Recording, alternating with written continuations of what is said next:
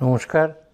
ক্যালকলিং TV এবং Indo Bangla Times বিজনেসের সমস্ত দর্শকদের একযোগে স্বাগত। আজকে একটু অন্যরকম বিষয় নিয়ে একটু অন্যরকম কথা বলবো। এটা অনেকটা ওই রাজনীতি, আজকে তোমায় দিলাম ছুটি, আধুনিকতার ছোঁয়ায় পৃথিবী দূষণময়, তাই আজকে ওই রাজনীতিকে দূরে সরিয়ে রেখে একটু অন্য বিষয়ে, যেটা আমাদের সামাজিক জীবনে, আর্থসামাজিক জীবনে ভীষণ গুরুত্বপূর্ণ, ওইরকম একটা দিকের প্রতি আলোকপাত করব। দূষণের কথা বললাম, আমরা জানি সবাই, আমরা যে শহরটায় বাস করি বা ভারতবর্ষের অন্যান্য শহর কলকাতা, দিল্লি, এরা কেউই দূষণের হাত থেকে, সেই দূষণের নানান রকম বা নানান ধরনের দূষণ হয়, একটা বায়ু দূষণ হয়, একটা শব্দ দূষণ হয়, এইগুলোর শিকার বিভিন্ন আধুনিক যে শহরগুলো সবাই। তেমনি আমাদের পড়শি দেশ, প্রতিবেশী দেশ বাংলাদেশেও, ঢাকা, তাদেরও একই সমস্যা। যেমন বায়ু দূষণের সমস্যা আছে, তেমনি শব্দ দূষণের সমস্যা আসে। আর এইগুলো হয় তার কারণ এগুলো একটু পুরনো দিনের শহর, কলকাতা, ঢাকা বিশেষ করে, এবং অত্যন্ত ঘন বসতিপূর্ণ এলাকা, কনজেস্টেড এলাকা। তো এই যে সমস্যাগুলো, এগুলো অত্যন্ত একটা বিপজ্জনক সীমার বাইরে বেরিয়ে যেতে চলেছে। তাই নিয়ে নানান পরীক্ষা নিরীক্ষা চলছে, কিভাবে এই শহরগুলোকে দূষণমুক্ত করা যায়। সাস্টেনেবিলিটির কথা হয়, ক্লিন এনভায়রনমেন্টের কথা হয়, গ্রিন এনভায়রনমেন্টের কথা হয়, তাই নিয়ে নানান ধরনের পরীক্ষা নিরীক্ষা তো চলছে। এটা আর একটা ধরনের, যেটা আমি যার কথা আজকে বলবো, সেটা একটা গেম চেঞ্জার হয়ে উঠতে পারে। এবং খুবই আনন্দে যে আমরা এই যে স্টার্ট আপ ইকোসিস্টেম, এটা তো শুধু ভারতবর্ষ নয়, পৃথিবীর নানান দেশেই একটা স্টার্ট আপ ইকোসিস্টেম গড়ে উঠেছে। তো এই রকমই ইকোসিস্টেমের প্রোডাক্ট হিসেবে একটা স্টার্ট আপ, যেটা দুবাইতে সম্প্রতি আমার সৌভাগ্য হয়েছিল ওদের সঙ্গে যোগাযোগ করার। তো এই যে স্টার্ট আপটি, যেখানে বিশ্বের নানান প্রান্ত থেকে engineer, technocrat, engineer, structural designer, এরা সব এক হয়ে একটা স্টার্ট আপ করেছে, এবং সেই স্টার্ট আপেরই ফল হিসেবে তারা যেটা একটা ইনোভেটিভ নিয়ে এসছে, রেল বাস। রেল বাস হয়তো আমরা অনেকেই জানি, কিন্তু এই যে রেল বাসের কথা আমরা বলবো, আপনারা হয়তো দেখতেও পাচ্ছেন কিছুটা, কতটা বুঝতে পারছেন জানি না। এটা একদম সোলার পাওয়ার্ড এবং 100% সোলার পাওয়ার্ড।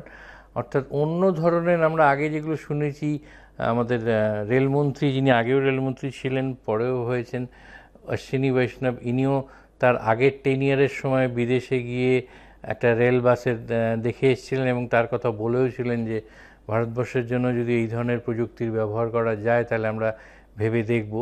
তো অলরেডি যেটা হয়েছে, আমি একটু তাদের কথা বলি। এই যে রেল বাস, যে দুবাইয়ে যে স্টার্ট আপ সংস্থার কথা বলছিলাম, তারা যেটি বানিয়েছে, এই রেল বাসটি কিন্তু একটা একেবারে, ধরুন, ডেডিকেটেড সোলার ট্র্যাক শহরের ওপর দিয়ে যাবে, এবং আপনার শহরটা পুরনো হোক বা সেখানে যতই অন্য ধরনের যানবাহন চলাচল করুক, তাতে আমরা দেখেছিলাম এক সময় যে মেট্রো রেল যখন হয়েছিল প্রথম দিকে, তখন কিন্তু প্রায় 10 বছর 12 বছর সময় লেগেছিল, কারণ মাটি খুঁড়তে হয়েছিল, জল বেরিয়েছিল, এইসব নানান কিছু করে।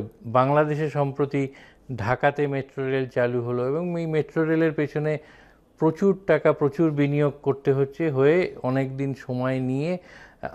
কলকাতা শহরেও যদি দেখেন, তাহলেও কিন্তু অনেক জায়গায় এখনও এই মেট্রো রেল চালু করা সম্ভব হয়নি, কারণ তার জন্য জমি গ্রহণের প্রশ্ন আছে, অধিগ্রহণের প্রশ্ন আছে, বিনিয়োগের প্রশ্ন আছে, এইরকম অনেক কিছু কারণে এগুলো নানান জটলায় আটকে থাকে।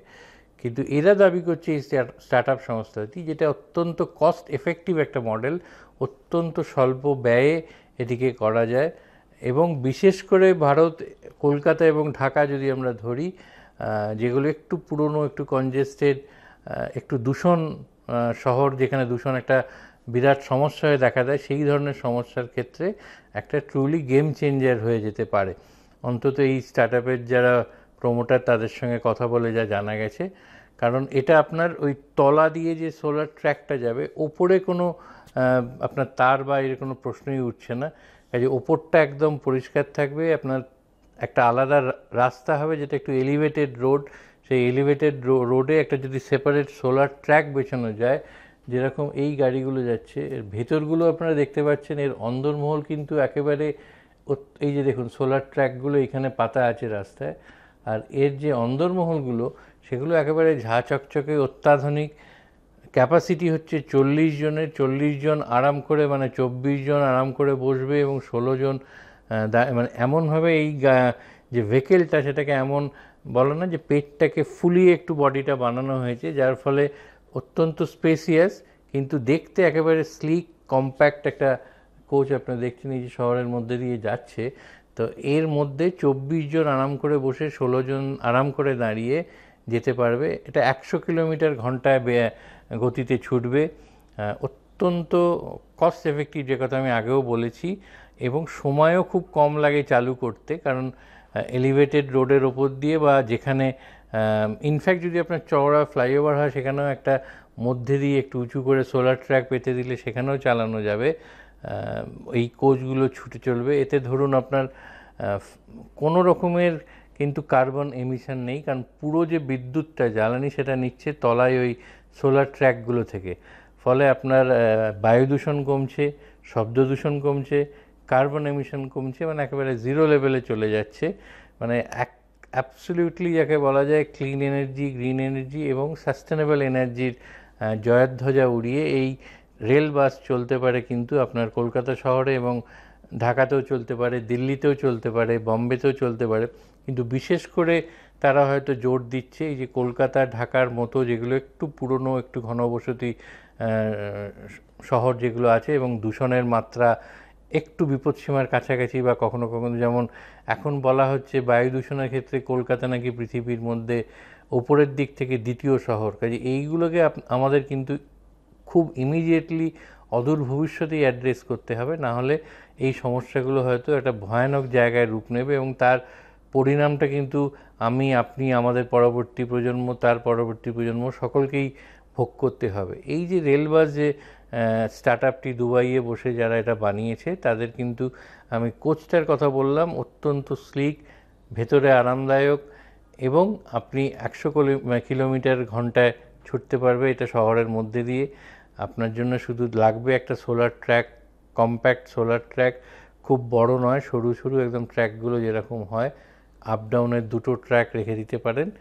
এবং এইভাবে যদি এটাকে চালনা করা যায় তাহলে কিন্তু আপনার যে কথা বললাম অনেকগুলো গুরুত্বপূর্ণ সমস্যা একবারে সমাধান হয়ে একটা ক্লিন ট্রান্সপোর্টেশন এবং ক্লিন মাস ট্রানজিট সিস্টেম যেটাকে বলে সেইটা আনা যেতে পারে। তো আমরা আশা করব এদের থেকে হোক অন্য কোথাও থেকে হোক, এই যে প্রযুক্তিটা, এই যে আধুনিক অত্যাধুনিক প্রযুক্তি, এই প্রযুক্তির সদ্ব্যবহারও আমাদের মতো দেশে এবং পার্শ্ববর্তী বাংলাদেশ বা অন্যান্য যে দেশ আছে তারাও কোনো না কোনো সময় নেবে, যাতে আমরা পরবর্তী প্রজন্মের কাছে একটা দূষণমুক্ত, ক্লিন, পরিষ্কার পরিচ্ছন্ন শহর এবং এই পরিবহন ব্যবস্থা রেখে যেতে পারি। আমি নিশ্চিত যারা ক্ষমতার সেই জায়গায় আছেন, যাদের মানে পিপল হু ম্যাটার, তারা এটার প্রতি লক্ষ্য রেখে কোনো না কোনো সময় এই ধরনের পরিবহন ব্যবস্থার কথা ভাববেন, যাতে পৃথিবীটা আরও সুন্দর হয়। যে কথা ওই ক্ষুধার রাজ্যে পৃথিবী গদ্যময়কে আমরা একটু পাল্টে নিয়ে বলেছিলাম,